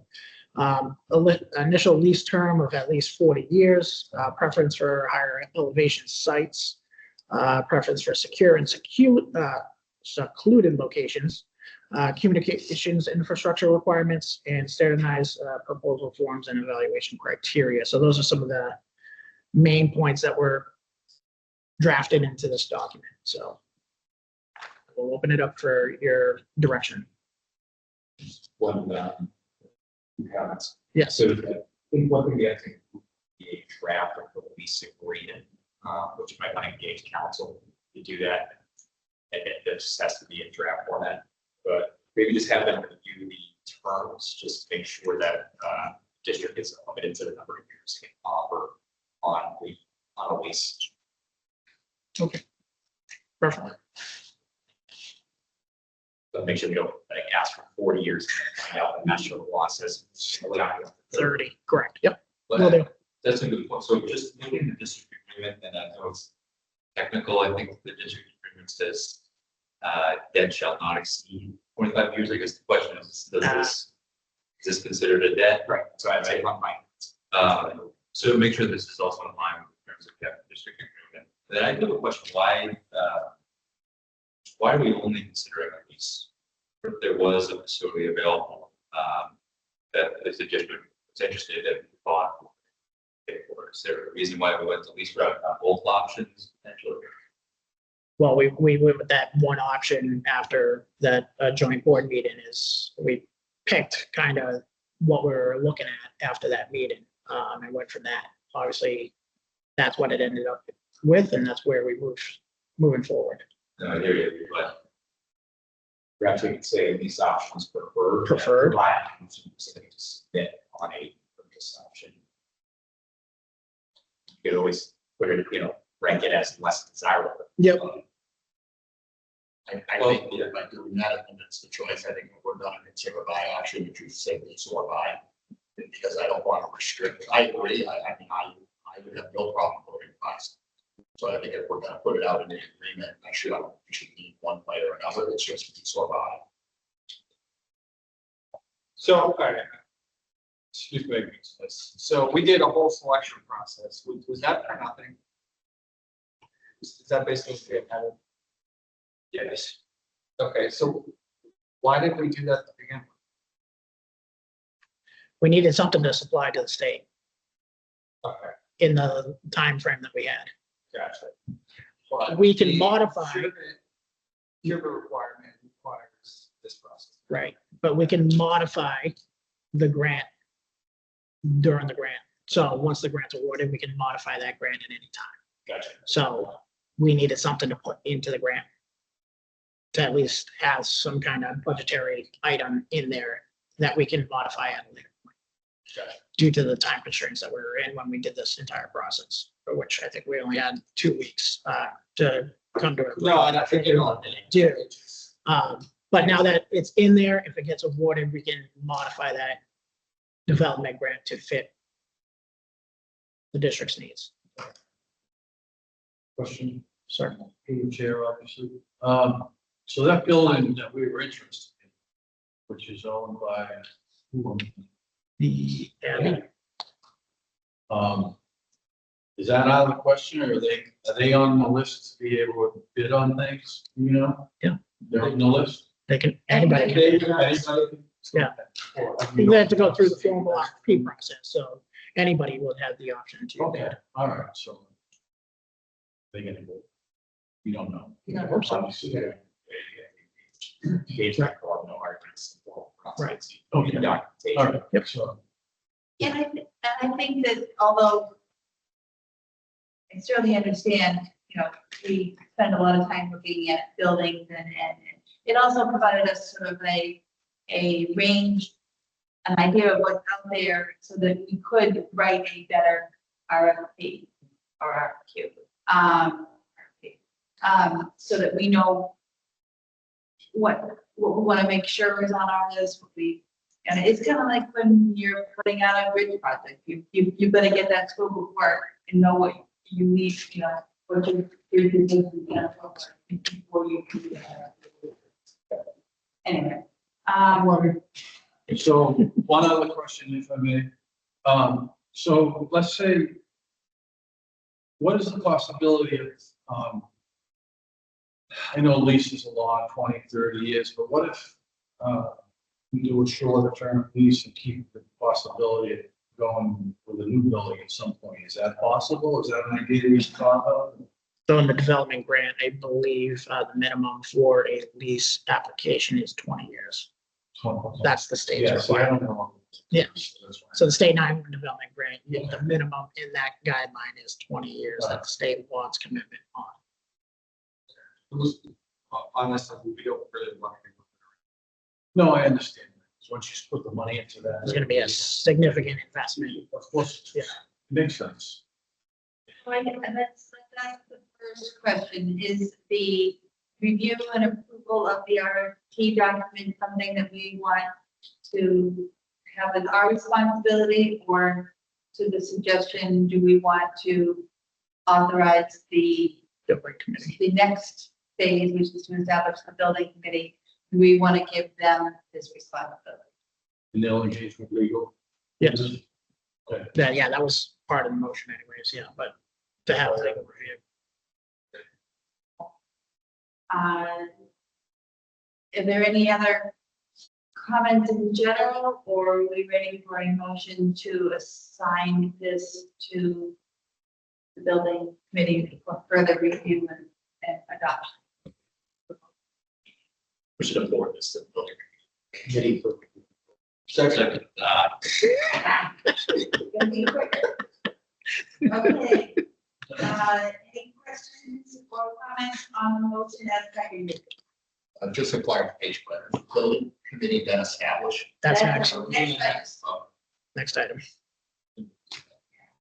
Okay, roll call vote, Warren, Yes, to send this to the building committee that's going to be established. thank you. Hubbardston. Yes. Oakham. Yes. Hubbard. Yes. Sutton. Yes. Spencer. Aye. Sullivan. Yes. All right, let's make a building committee.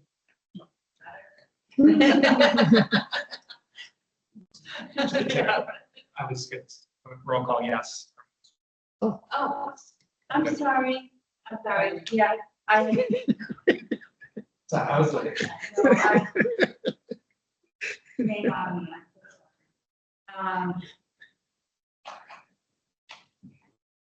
I have to keep a cheat sheet, otherwise, revise that. So item 14, building committee establishment. Yep, so I'm recommending that we establish a building committee to support the facility procurement, plan and design, renovation, and the construction activities moving forward with the new district facility. What I've outlined and looked at in other areas, proposed voting members, a administrative board representative, an operations board representative, myself, the deputy, a fire chief representative, and a police chief representative as the voting members.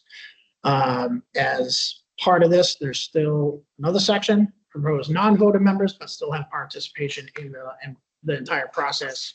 Dispatcher from the union, and a communications supervisor, the owner's project manager, the architect, and communications and IT consultants as part of the entire building committee moving forward. This will allow us to engage with our employees as well, have them give some insight and give them some value to this project as well moving forward. That's my recommendation, and look and see if the board will accept that or modify any portions of this. I'm sorry, can you correct me? Yes, I can. Members? Yep. I didn't outline how many, so that's, I think we lost last time, that was two from the administrative board, two from the operations board, both. Two from fire chiefs, two from police chiefs. We did talk about having the operations. yep, I think I missed that. Yeah, So you, the director and deputy director will both be board members. correct. So two administrative board representatives, two operation board representatives. Executive director, deputy director, fire chief, police chief representative, one of each. And is that different than the operation board representatives? That's a question I have, because technically that is 6 operation board Yeah, that's right. votes I did. versus 2 administrative. Yeah, I did duplicate that by accident. So would the, So you can just take off the fire and police. It'll be operations board representatives. and now that we have a finance board semi-established, do we want to add representatives from that finance board? Has that even been established yet? Nope, Uh, I only have 3 people so far. Well, not true, right? The finance consists of the chief administrative officer and then chief finance officers. Do you have that? No. Half of it. Technically, but I don't have that contact information for any. I have only contact information for 3 of those individuals Gotcha. to move forward. Oh, So that's the couple of emails that I sent out to ask the communities to send in their financial representation so I can engage these I individuals. think that would be a good. Yeah. Whether, you know, obviously, you've made every effort to get that contact information, but according to the IMA, those positions are established, who sits in them. So we'll just make the, and I think that having somebody on this committee that represents that background, can bring some real valuable information. For example, the conversation that we had under item number 3, you know, what are borrowing costs, and who can go and find out what the interest rates are, and like those, that person has those connections and that skill set, and I think that's valuable. And then just a question, just for some other committees that I've seen. The director, in this case, both, I guess the director, deputy director, are usually non-voting and official members, especially for some other municipal building projects I've seen. So I don't know if the board has any thoughts on that. I also think that, you know, if we're especially trying to balance and make sure that it's public and not, and for would it make sense to, if we were to move some things around, put a union representative eventually as a voting member. I kind of have issues with the union member. I don't mind having a dispatcher on the board, but them to be there representing the union. I just say I kind of have issues with that. I don't know if that's appropriate. I agree. I can tell you that our fire station project right now, we have 2 firefighters that are on there not representing their department representatives at different ranks. So I would have no problem with dispatcher being a voting member, but it's not. Yeah, well, I'm, you know, Non-voting, Yeah. but voting. but I mean, I would put a dispatcher on. And especially if you got that we should. But I don't know, it's just, I think, because I know we had a kind of high level discussion. Yeah. When we were Yep. discussing about it. But then also just again, the comments about. I think the director were. You know, still members, but they're serving an ex officio capacity similar to. I mean, it's different, is that, I'm not a voting member. Yeah, I personally agree that nothing to live in Mike, you know, you guys do an excellent job. I'm just not sure about being voting members, especially 2 of them. It's just my take. I'd rather see that built otherwise. If you did 2 administrative board members, a fire chief, a police chief, and a dispatcher, that's a 5-member board. 5-member voting board, it's not a number. And then you would have other non-voting members like the director and deputy, the ODM, the architect, the voting, anybody else. So 5 voting members would be 2 admin seats, police chief, fire chief, and dispatcher.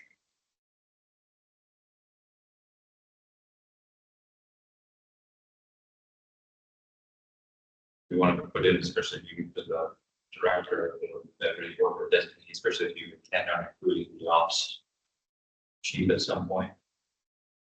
What do you want to name them explicitly to be a non-voting? I personally don't have a problem with it's one, I just don't like, I prefer not both. Well, just as like a non-voting. Not just, yeah, I think the operations. So if you're doing designee, it might, it skips a meeting. So, Yeah, all right, here's my 2 cents. And I didn't really consider it to be brought up on composition before, and now we've down to the opposite admin. What, and this may be a lot, so don't really make sense. For admin, 1 fire, 1 police, 1 dispatcher. With the voting board. can you say that again? For admin, 1 fire chief, 1 police chief, 1 dispatcher. For the voting board, 3 settings. So How did you get to the? I got to it because we needed an odd number. No. My concern was we had 2 admin, 3 on the operations side, which is not necessarily a bad thing. I'll depends who's good on the board. Just throwing it out there in terms of how we structure it. Is that a motion? No, this is discussion, so. I throw it out there. Went from 5 to 7. Statute 1, 4 admins.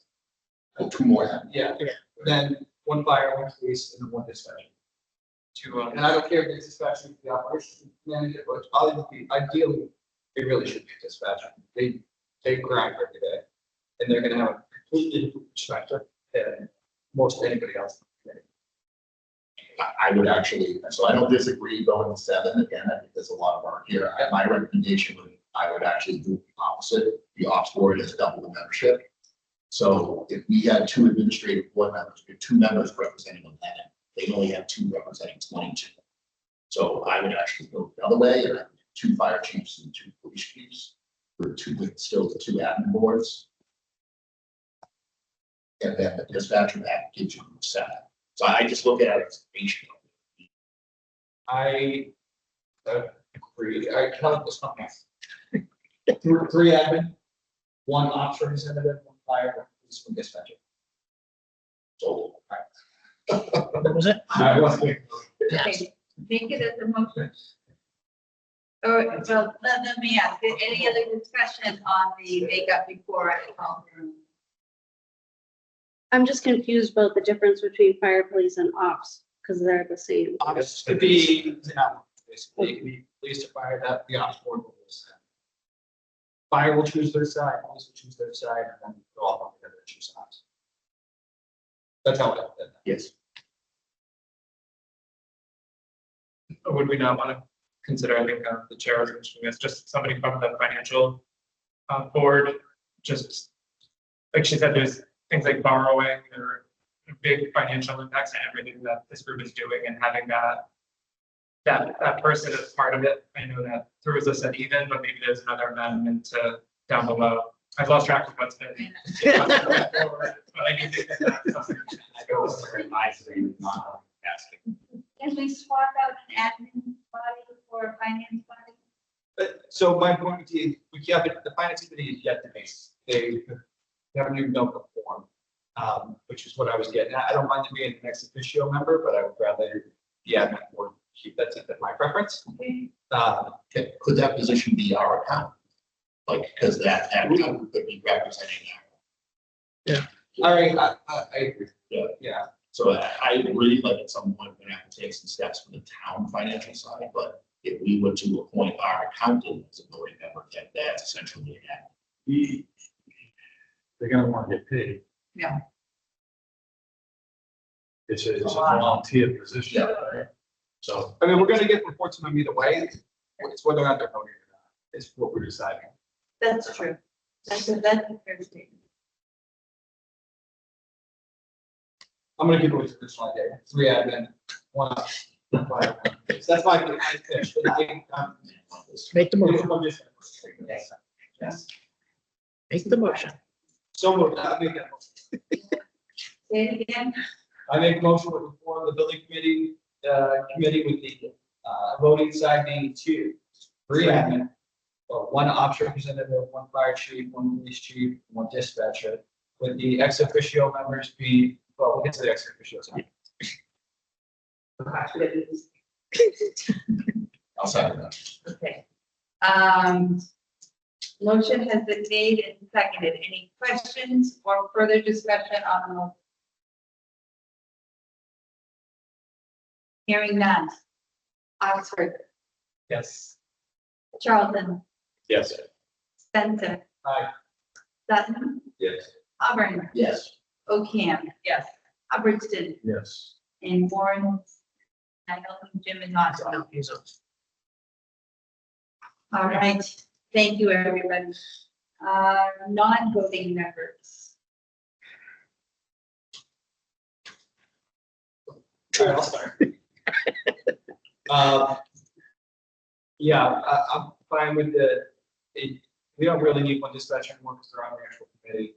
I'm fine with the communication supervisor, the OPM, the architect, communication side consultant, the executive director and deputy executive director.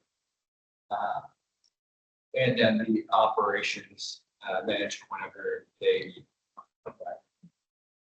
Do you want to add finance to that? No? Yeah, oh, yeah. And the accountant. I can- Well, I guess the building meetings are gonna be public meetings, so technically anybody could attend. You could just make this easy and say, I don't think we really, I guess I'm questioning, do we really need to appoint non-voting members? So we could just say, the director and the deputy could invite anybody that's essential to the meeting that they want to participate. And I don't really see the value of voting on. That's fair. Yeah, I agree. Works. Okay, Motion. Motion. Oh, yeah, true. Yeah, no. um, All right. Chair, yeah. we skipped item 12. If you go back to item 12. I was actually just gonna ask that as well. I'm sorry. No.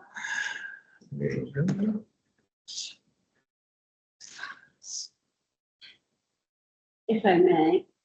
I think this one is a little bit different because we do want to gauge the interest of the dispatchers to see how many we're going to be able to take versus when we're going to have to figure out how to hire out, like how many we're going to have to hire outside. So I think this is something that we kind of want to get done sooner than later so that they know their jobs are safe and we can figure out what else we're going to have to do in the meantime. So just, there was no intent to skip it, because the motion for number 11 was on the page with my notes. I just filled it and turned the page, so, it was Sorry. unintentional. Liz, do you want to talk any more about that? Does the community have questions?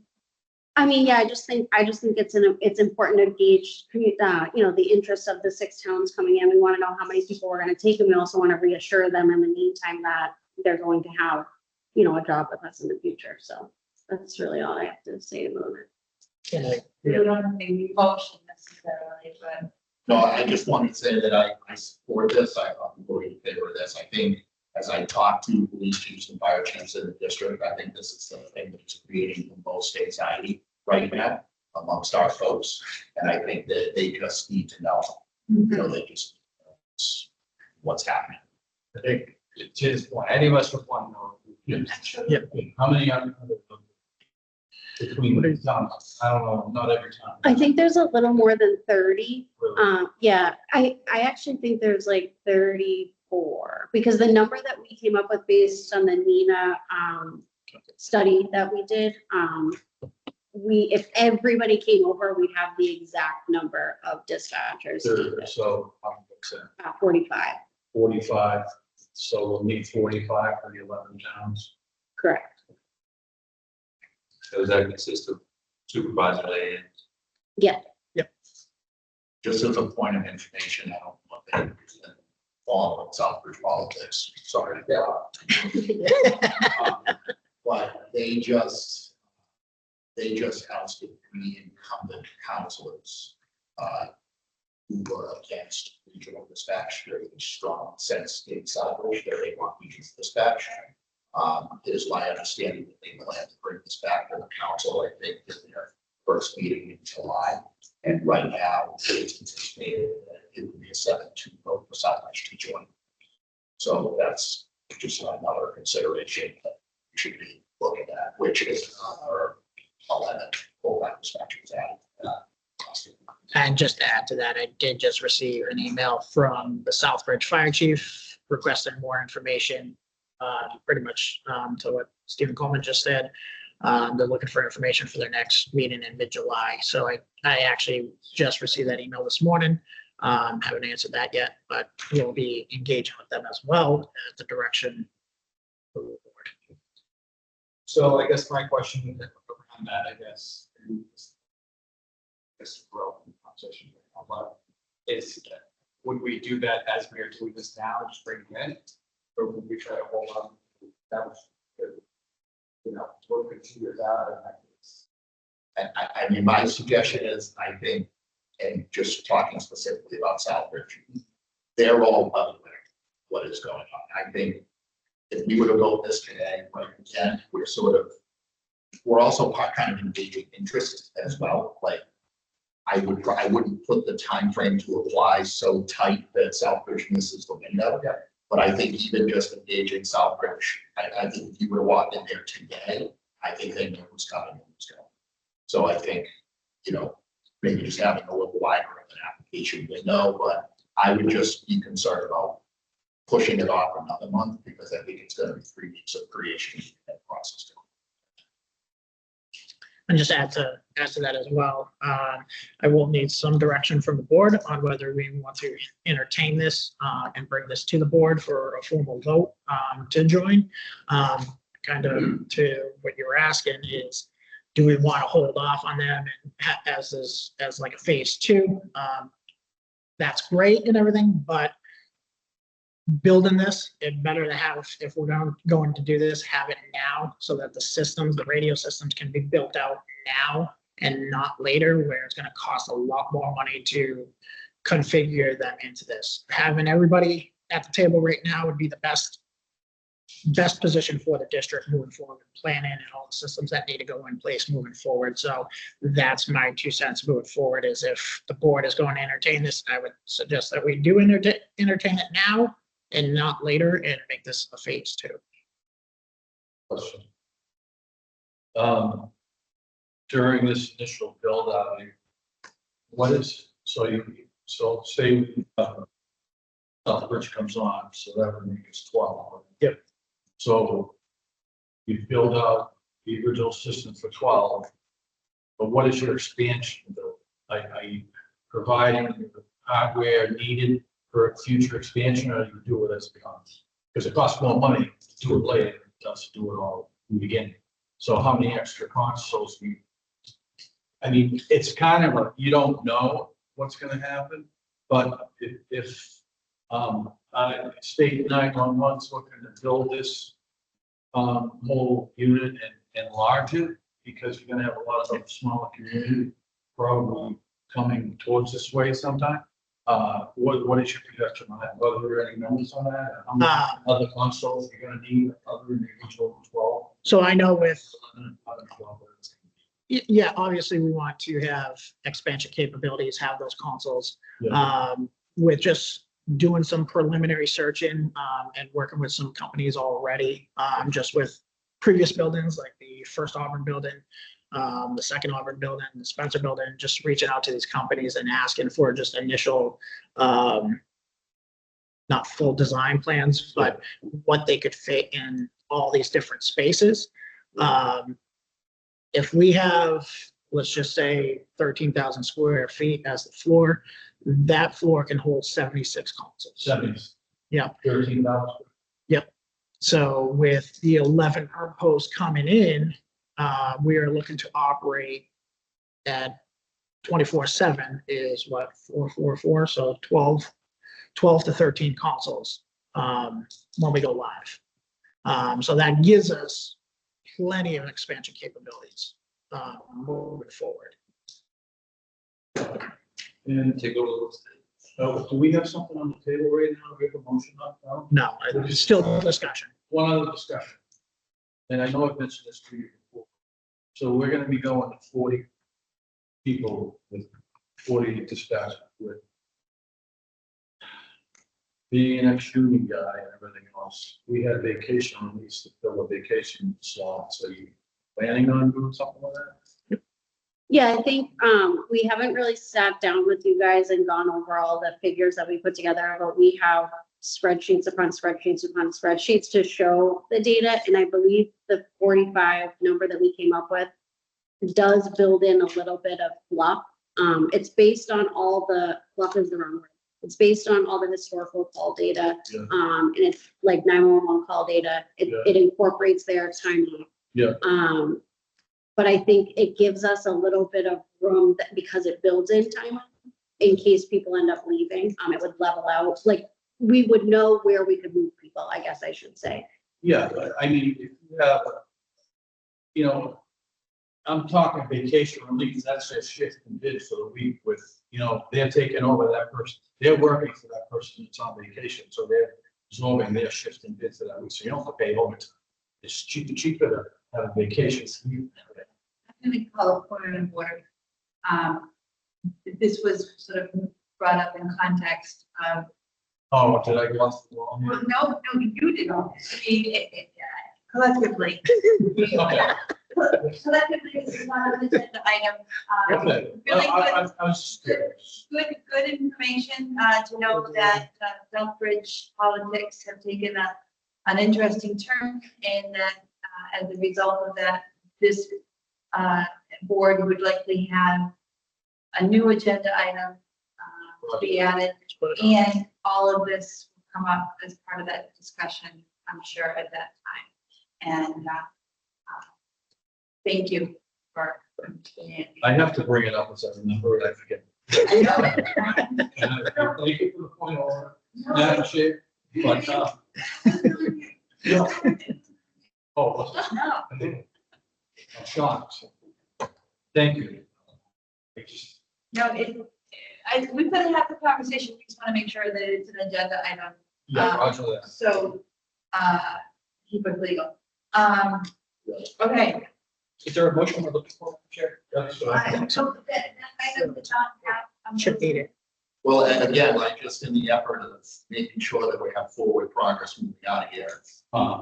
I don't necessarily have a problem not taking the motion, but I think at least my expectation would be that we're authorizing the director to gauge the interest amongst all of our municipalities on who may want to come over. Yeah. But I would also like them to start building out a framework of how these employees are going to apply once they're ready to pull the trigger. What does that process look like? I think that should be a motion. Okay, So I make a motion that we authorize the executive director to begin the search process for dispatchers to Massachusetts Regional Highway. Second. great. Motion is made and seconded. Any questions or further comments on the motion? I have that outline already done. I'll pass that along after the meeting. A roll call vote. Oxford, Yes. Charlton, Yes. Spencer, Aye. Dunn, Yes. Auburn, Yes. Buchanan, yes. Hubbardston. Yes.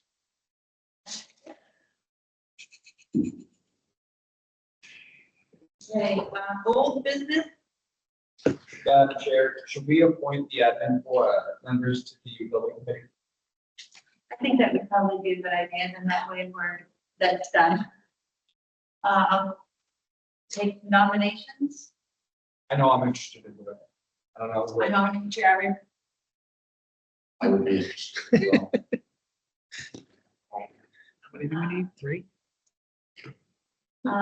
So we have Austin. Spencer and Auburn. Austin, the one in the middle of Austin? So I'll go in, sorry, the gentleman. Oh, Steve. Steve, hi, Maryville. We got coffee. Good to meet you. Me too. So that's 2, I believe, and you have Jared. 3. Yeah, we need a third. All right. All right. Andrew, Spencer, Jared, and Steve from Auburn. That is a great motion. Do I hear a second? Second. Great. Last chance to jump ship from getting the committee. And that is accepted because of that, right? I think you're. Okay, and roll call, before they change their mind. Oxford, Yes. Charlton, Yes. Spencer. Aye. Dunn, Yes. Auburn, Yes. Ocam. Yes. Hubbardson. Yes. All right, thank you, gentlemen.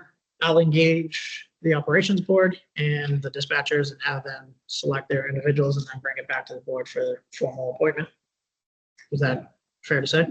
Okay. Or do we appoint them? We are gonna appoint. Appoint themselves to this? Okay, We authorize position, so. okay, perfect. So I think that's it for, agenda items besides the executive. Old business. Any new business that people want to bring forward for the next meeting? Oh. Oh, just, yes. Well, I have something I want read into the record. That we spoke about a little bit yesterday, that I spoke about yesterday. Okay, Is it done now or through executive? not knowing what you want to read into the record. Well, there will be no names, but I have some things I gotta read, some communications I have to read, so, that go with the issues. we So- had. So if we are not posted for an executive session, Oh, I thought or, we were. well, we are, but we're for a specific purpose. Oh, it's not on the agenda. No, But, I spoke to you previously about, you brought this up when we chatted, that it should be read into the record, so it needs to be posted in a future meeting. Yes. we Very can. good, thank you very Yes. much. You said it's not reading. No, Madam Chair, just one thing, for a future meeting is that we should definitely have a conversation with Tom Bridge and bring him in, yes, just to see how we're going to figure that out. and I think, yeah, so along the lines of Peter's communication, do we want to have a formal agenda item on Hubbardston's I added that. concerns? Yeah, and these were brought to me, so But I think it's 2 separate issues, right? it's, So, 1, 2, I have no, I mean, there's 2 for one department, 1 for another. So I think that there's the executive session component of Hubbardston's concern. But I think there's also a non-executive session component of Hubbardston's concerns and how your community's request to the state 911 to potentially remove yourself from the district. We should have that as an agenda item to be discussed Yeah, that's fine. as part of the regular. Yep. community. I have that all down. Yeah, okay. Yeah, that's great. Great, all right, we'll have a, Madam Chair, one last thing is, we talked about the last meeting, we got into a nitty-gritty around the union representation and how they're going to be established on our position there. Should we have an executive session around that, or we thinking that's a negotiation?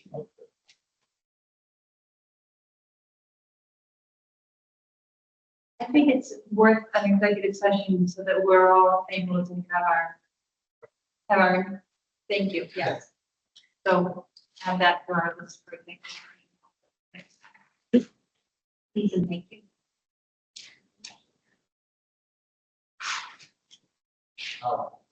Okay, all right, hearing no other business, I'll move to the administration. Or I'll I guess, accept a motion that we would for an executive session. All of the reasons spelled out in the agenda. We will return to open session solely for the purpose of adjournment. Roll call vote to move into executive session. Hubbardston, Yes. Ocam, yeah. Auburn, Yes. Dunn, Point of introduction, Yeah. don't we have to reference the chapter and section of state law? I'm sorry, I, by just saying as written. Oh, I don't. But- It is there. Pursuant to the MGL, chapter 38, section 21A, exemption number 3, to discuss strategy with respect to collective bargaining, contract negotiation involving the dispatcher, the collective bargaining agreement, executive director employment agreement, executive deputy director employment agreement, and that discussion in open session may have a detrimental effect on the district's bargaining division, and that the board return to open session solely for the purpose of adjournment. I Hold on. don't know where I left off. Simon for the yes. Spencer, Aye. Charlton. Aye. Oxford. Yes. Opposed. Okay. Oh, oh, I didn't say, yeah, I thought. I'm saying, Okay, great. I don't remember where I started. that's, Sorry. Worst chair ever. Stop recording. Yeah, recording. Take the person out.